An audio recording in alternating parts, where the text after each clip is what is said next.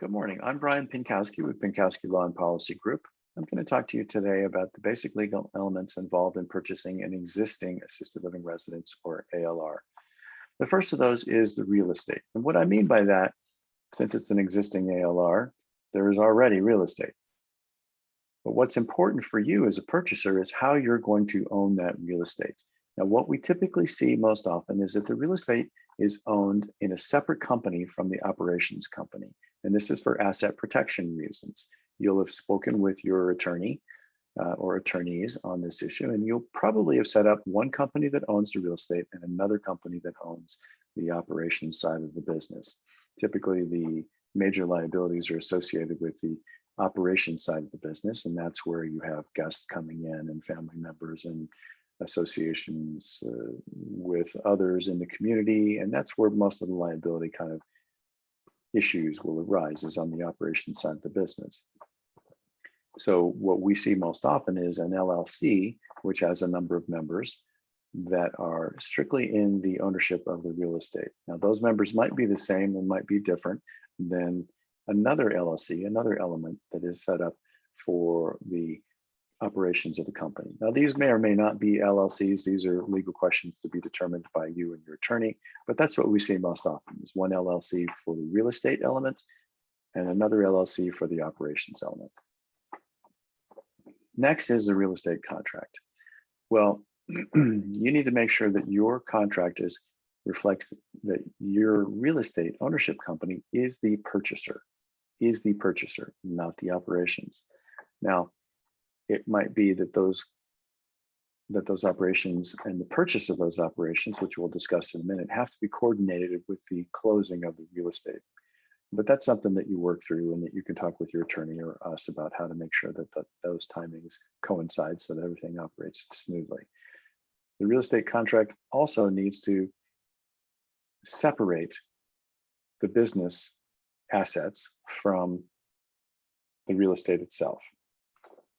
Now, the business assets, because you're not purchasing the business in the real estate contract, you're just purchasing the real estate, typically.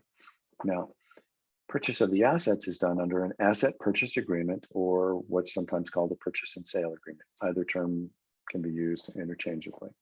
Under the asset purchase agreement, your operations company will be purchasing just the assets of the business. You are not purchasing the business. This is really important because the liabilities of the existing operations are the thing that you're trying to avoid. You don't know if there's tax liabilities, if there's employment claims, if there's claims that could arise associated with negligent care of any of the residents. So you're separating that by purchasing only the assets. And the assets would be things like the beds and the files, and importantly, the contracts, the resident contracts. Now, the next element is the real estate lease. Because you now have an operations company or LLC and a real estate company or LLC, you need a lease between those two so that the operations company has the legal right to be on that real estate and run their operations. And so there'll be a lease payment that goes to the real estate company, which is good because it allows you to have investors who are interested in only the real estate side of the business, who might be different from the investors who are involved with the operations side of the business. Next is the lease purchase agreement. Now, sometimes, but not always, you'll purchase a property from a company that will help you with financing, and then they will provide an opportunity for you to do a lease purchase, typically a 3 to 5 year chance to get your business up and going, where you can then acquire the property. Thus, if you don't have your real estate LLC quite organized or don't have the investors in place just yet to purchase the property and then set up that lease that we just described, then you can do it under what's called a lease purchase agreement with the private lender. There are a number of private lenders who will work that out with you, and they want a 3 to 5 year time period where you will lease the property and either purchase it from them or move out of the lease. So that gives you a fair amount of time to get your business up and running properly. The next element, which is not always an issue, but sometimes comes up, is zoning and the number of beds. the number of beds for a piece of property is often key to the financial success.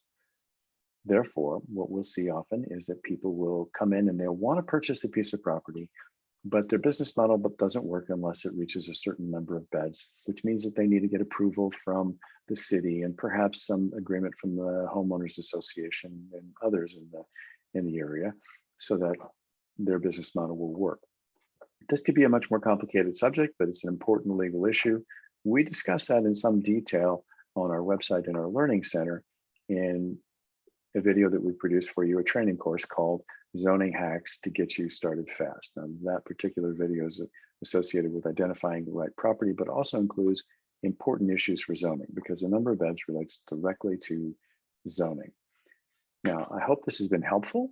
None of this is directly legal advice for your specific situation. If you need legal advice specific to your situation, we encourage you to contact us or your attorney and work through the specific deals. But these are the specific elements of the purchase of an existing ALR: the real estate, the operations, the real estate contract, the asset purchase agreement, the real estate lease, the lease purchase agreement, and possibly also zoning. I hope this has been helpful, and let me know if you like it. Thank you.